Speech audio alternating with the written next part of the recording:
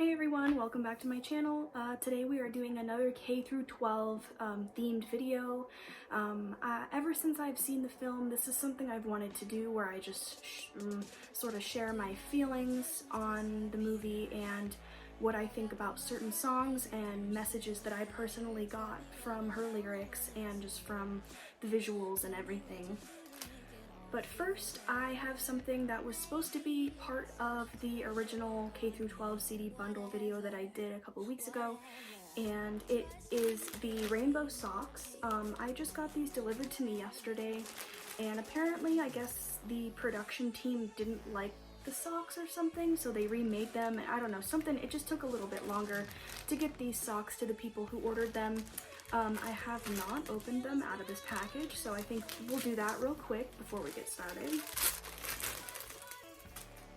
Ooh, so they're pretty basic, just this K-12 pastel kind of rainbow, and they go up a little bit higher than normal socks, which is pretty cool. I don't think I'm ever gonna wear these though, because you know, socks have a way of just getting very dirty, and these are precious, so. But yeah, here are the socks. Also got my heartstrings shirt on today. I actually haven't worn this yet, but it's so super cute. So now that we've seen the socks, let's go ahead and dive right into the K-12 stuff that I want to talk about. Whatever, just means there's way more. Disclaimer I want to say really quick. So obviously, I am not a film critic. This isn't going to be like a professional analysis or anything. This is literally just meanings and messages and things that I personally got from the film that I would like to share to see if anyone else agrees with me or if anyone got anything different from these parts of the films. And I strictly am making this for fun. If you don't agree with the things that I say about certain messages, that's fine. That's the whole reason I'm doing this, is because I want to hear from other Melanie fans.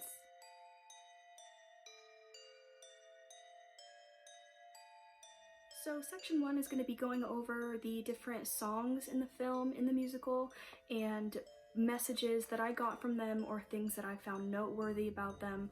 And I'm going to start off with my two favorites. My number one favorite being Orange Juice. I found the message to be really, really beautiful and comforting, and I found it to be portrayed beautifully as well. You know, Melanie in the field with all her dancers who are all different shapes and sizes, you know, as everybody is. And it was a really beautiful message of just accepting the outside, because what really matters most is what is on the inside. I've been struggling a lot with body image the last year, you know, thank you internet and society in general, and Melanie's messages always seem to come into my life exactly when I need them, and it's something that is, I don't understand it. She's a magical fairy witch thing that I just can't figure out. And the part in general just meant a lot to me because of what it was saying. I think it's a very important message for young women, young people in general, honestly. It could apply to anybody. My second favorite part was Teacher's Pet, and this is, you know, I'm not really going to get into the messages or anything here with Teacher's Pet. I feel like it's pretty self-explanatory, but the reason it's my second favorite part is I am a huge fan of Elita. I love her so much. I really enjoy her music. I enjoy her posts on Instagram. I love her knife skills and her knife videos. I think they're so cool. It makes me want to get a balla song myself and learn how to do that shit because it is so cool.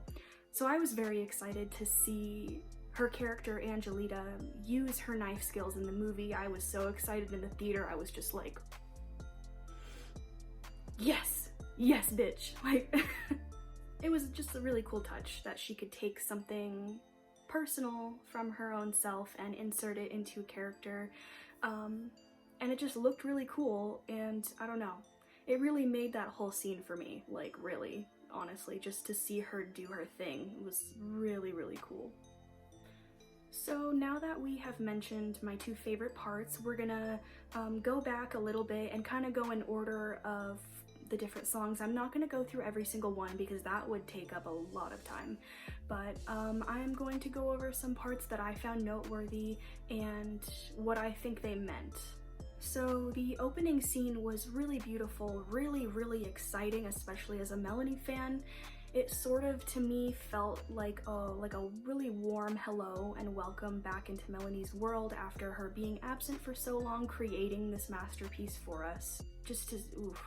That was very exciting. It was a good introduction to the film, especially for people who have already been fans of Melanie and have missed her. So next I'll just quickly be mentioning Wheels on the Bus. Upon hearing only the snippet of that song, when the snippet was first released, I really wasn't sure how well that would work as the first song in the musical, but really, it was actually a really good introduction to the story and the characters, in my opinion. So next I'll be talking about Show and Tell. That's like a huge fan favorite part of the film. In my opinion, the song is a really great first-hand commentary about the things that the general population expects from celebrities. They almost expect them to be superhuman and not have any sort of humanity or emotions underneath their beautiful face, if that makes sense. I feel like Melanie really laid bare all of her feelings concerning that, and not only about what the general public expects from her, but sort of, the pressure she receives from her label to, to continually make herself available. In my opinion, the part at the end of the song where we see the puppet fly across the room, land on the floor, and you can see the innards and it's all bloody and just not looking good, and all the kids run over to it and then see that it's vulnerable, it's incapacitated, it's showing its humanity, so to speak. That's when they're like, oh, ew. And in my opinion, that symbolizes, it sort of symbolizes that the general public and fans of artists are really,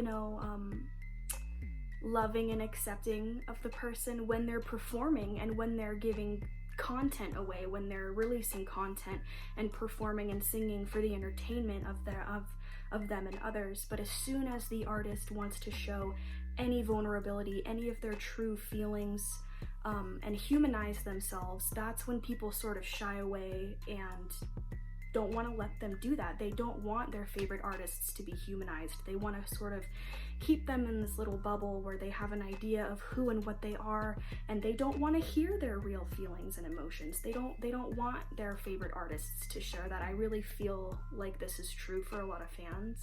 And it can be really sad for artists who feel like they can't share their real feelings, otherwise they will be abandoned, people will shy away from them, which is really unfair because they're people just like everybody else and they deserve to share how they feel. They're entitled to their emotions. I think the message here was just that a lot of artists are treated like they aren't allowed to have feelings or be human because they're famous, because blah blah blah, all these different things. That's genuinely what I got from Show and Tell. I'm sure for a lot of people it's somewhat the same, but let me know if you feel any differently on that one. So next, I suppose we will mention Drama Club. I really loved the whole message behind that, where you don't need to follow the template that society has created for women, in which they need to get married, have babies, tend to their husbands, and Mel makes it very clear that she never signed up for that, which none of us really have, and she makes it clear here that you can follow your own path. You don't have to do what society is pressuring a lot of young women to do, the path that society wants women to follow. And of course, it's not all of society, but we're making a lot of progress in that sense. But it was a nice message of do whatever you feel is right for you. Follow the path less traveled by for yourself if that's what you feel is good for you. So Strawberry Shortcake is the next one we will be mentioning, which that one hit hard for me. I loved how direct the message was. Everyone goes through a time when they are shamed for their body and blamed for things that may happen to them, instead of holding the people who actually have done these bad things accountable, if you know what I mean. I just think it's really important to spread the message that boys and men need to be held accountable for their actions, and women and girls should not be shamed for their bodies. I also think that this part in general could have really stood alone as a music video, like outside of the musical, but there's another one I'm going to mention that I feel even stronger about. I felt like this since day one, and I think most people really do too. So High School Sweethearts is obviously the one I was mentioning that could have easily stood alone as a music video outside of the musical. It was the strongest one that could have been a standalone music video, and again, this song is very self-explanatory, sort of like Teacher's Pet, so I'm not going to get too much into the meaning because obviously everyone can tell, you know. I feel like everyone kind of comes to the same conclusion on that one, but I just wanted to say that Melanie looked gorgeous during that. Like, are you... excuse me? Who said this was okay? Who said it was okay for her to be this sexy? I also think it was a good choice to have Melanie be by herself for this song, doing the choreography alone, because it was something more personal, I feel. If there were dancers in there, I feel like it would have been a little cheesy to just have like a bunch of like male dancers or male and female dancers, like, you know, doing like a give and take dance number sort of thing.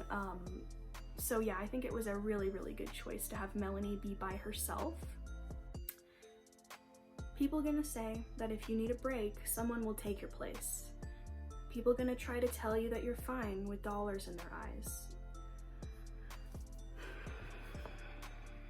Wow. This message was really important. I feel like it was a pretty good ending to the movie. I wish that we could have gotten more visually besides all the students in the dance being forced to dance together. I feel like the visual there could have been a little bit better, but it was also just, you know, what was going on in the story at the time. But in my opinion, it sort of felt random to insert that song in that moment. I don't know, maybe I'm just weird, but it's, you know, from the sound of the song, Melanie was getting a lot of pressure from her higher ups and the people above her and her record label to just continually pump out new stuff because her stuff sells, and Melanie didn't want to do that. Obviously, she wanted to take her time, take a break, and really put a lot of effort into her next project. You know, despite the pressure she was receiving, which it was really clear that she was, she really stuck to her guns and she did things her way, and I ultimately think that this was the best choice that she ever could have made for her work and for K-12. I think it's really important that artists take their time and do things the way they want to do them, instead of pumping out subpar work just to please others and to make money. Like, really, the best thing that you can always do is take your time with something. So, those were all the songs that I personally wanted to mention and the messages that I got from them. I would love to know if you feel differently, and we will be moving on to section 2.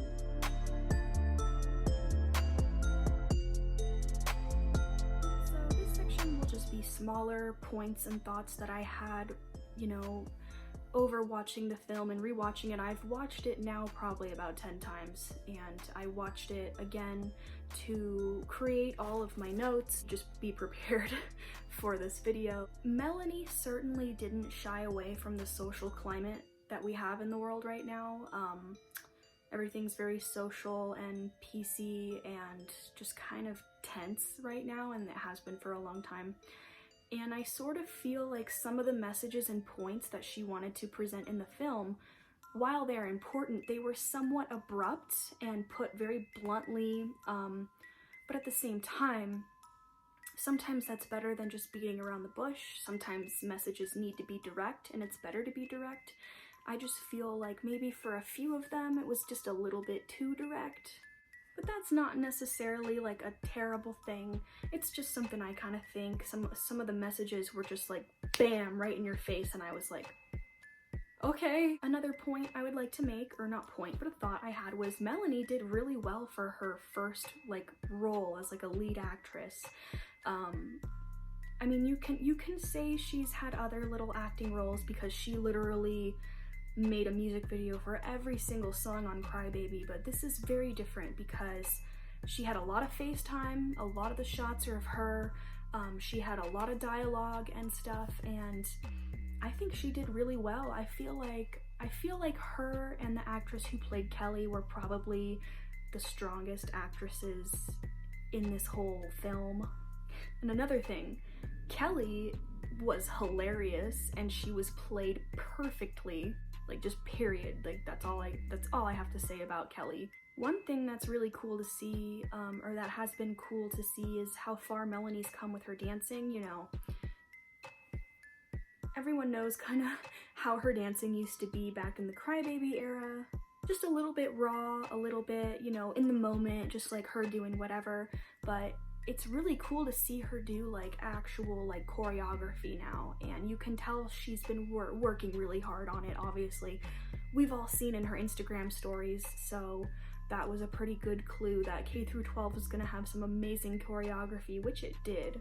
And in my opinion, even though Melanie wasn't dancing in this part, I think that nurse's office had the best choreography. Like, oh my god, it was so good. It was really good. I think the second best choreography definitely had to be show and tell, which Melanie did do, and it was just really cool choreography. So that's really all I had to say for like little small points and feelings that I had about the film. So now we can move on to section 3.